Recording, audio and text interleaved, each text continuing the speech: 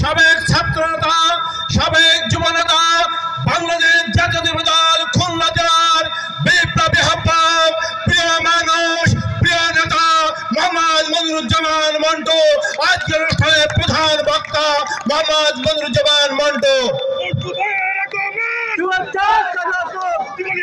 পক্ষ থেকে মন্টু ভাইয়ের আগমন, জনতার আগমন,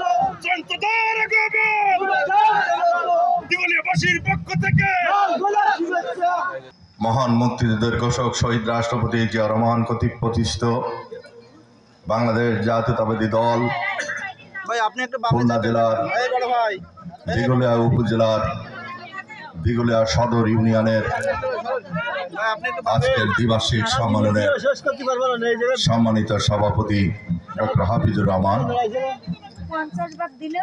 উদ্বোধক আপনাদেরই কৃতি সন্তান, এই অঞ্চলের মানুষের কাছে অত্যন্ত প্রিয় রাজনীতি ব্যক্তিত্ব মোল্লা সাইফুর রহমান, প্রধান অতিথি হিসাবে মঞ্চে উপবিষ্ট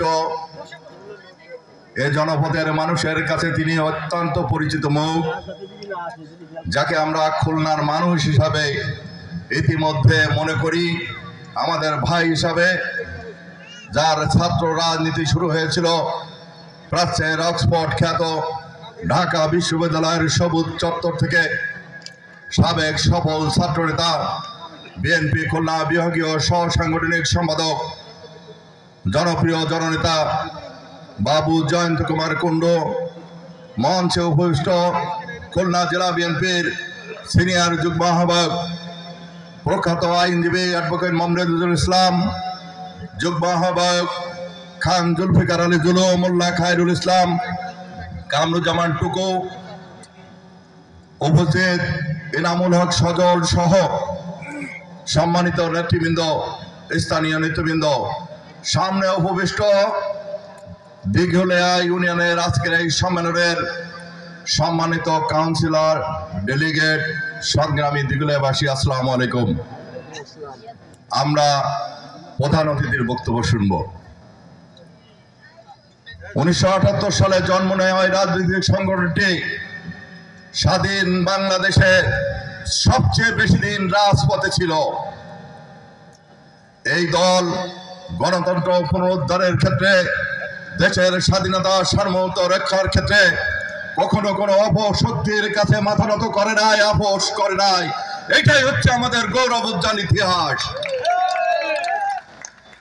আজকে ভোটের মাধ্যমে নেতা নির্বাচিত করবেন, এই নির্বাচন প্রক্রিয়া বিএনপির নিজস্ব সত্তা।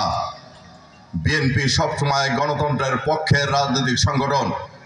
সঙ্গত কারণে বিএনপির ভারপ্রাপ্ত চেয়ারম্যান জনাব তারেক রহমান আমাদেরকে নির্দেশ দিয়েছেন, দলীয় গঠনতন্ত্র অনুযায়ী তৃণমূলের নেতা কর্মীদের মাধ্যমে ব্যালটের মাধ্যমে নেতা নির্বাচিত করতে হবে।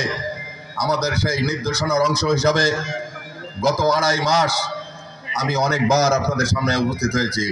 আমাদের জেলা বিএনপি নেতৃবৃন্দ আপনাদের সামনে উপস্থিত হয়েছেন। আজকের এই আপনাদের এই প্রয়াস দেখে মনে হচ্ছে যে খুলনা জেলা বিএনপির নেতৃবৃন্দের শ্রম বৃথা যায় নাই। একটি নতুন ধারার রাজনীতি শুরু হয়েছে।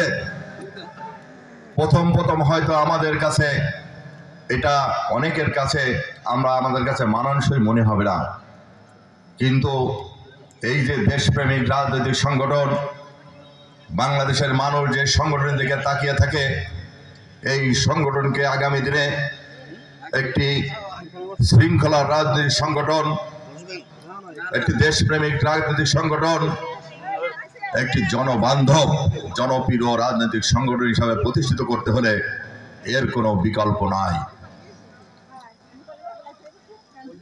আরেকটি বিষয় বলতে চাই, বর্তমান অন্তর্বর্তীকালীন সরকার, এই সরকার গঠিত হয়েছে 5ই আগস্ট বিপ্লবের মাধ্যমে, যখন শেখ হাসিনা সহ আওয়ামী লীগরা পালিয়ে গেছে।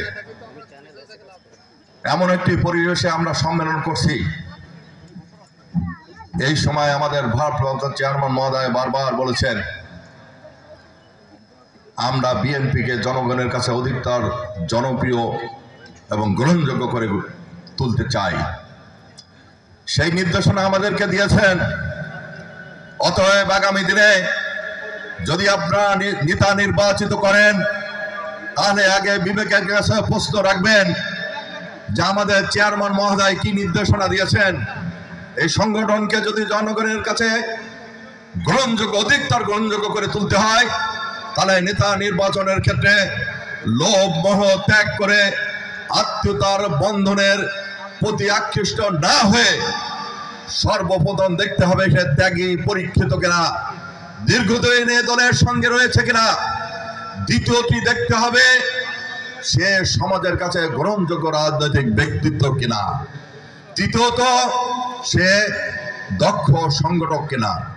এই তিনটা গুণাবলীর ব্যক্তিদের যদি আপনারা নির্বাচিত করেন, ইনশাল্লাহ আগামী দিনে বিএনপি নামক এই রাজনৈতিক সংগঠনের আশেপাশেও প্রতিদ্বন্দ্বিতায় কেউ আসতে পারবে না। আরেকটি বিষয় বলতে চাই, আমাদের মধ্যে বিভেদ থাকতে পারে, প্রতিদ্বন্দ্বিতা থাকতে পারে, পছন্দ অপছন্দের থাকতে পারে, কিন্তু একটি বিষয় মনে রাখতে হবে, এই দেশের মানুষ কিন্তু এখনো নিরাপদ নয়। আপনারা দেখেছেন স্বাধীনতার পর থেকে এ পর্যন্ত বারবার আমাদেরকে নিয়ে ষড়যন্ত্র করা হয়েছে।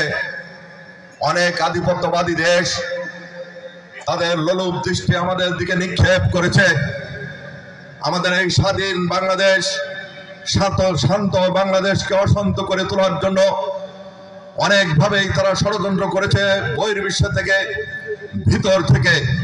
এমন একটি সময় সর্বপ্রথম আমাদের প্রয়োজন বিএনপির মধ্যে দৃঢ় ঐক্য গড়ে তোলা। কারণ দৃঢ় ঐক্য গড়ে তুলতে পারলেই জনগণকে আমাদের সাথে রাখতে পারবো। আর জনগণ যখন ঐক্যবদ্ধ ভাবে বিএনপির পাশে দাঁড়াবে, তখন পার্শ্ববর্তী রাষ্ট্র থেকে শেখ হাসিনা যত ষড়যন্ত্র করুক না কেন, এ দেশীয় যারা নির্বাচিত হতে পারে না কিন্তু ক্ষমতার লোভে লালায়িত, এই সব ব্যক্তির স্বপ্ন ভঙ্গ হবে ইনশাল্লাহ। আজকে এই সম্মেলনের মাধ্যমে আসুন আমরা যোগ্য নেতৃত্ব নির্বাচিত করি। আগামী দিনে আমরা ঐক্যবদ্ধ থাকব। যারা জয়ী হবেন এবং যারা জয়ী হতে পারবেন না, উভয়কে একসাথে একসঙ্গে ঐক্যবদ্ধভাবে পথ চলতে হবে। এটাই হোক আজকের এই সম্মেলনের আমাদের প্রত্যয়। আল্লাহ হাফেজ।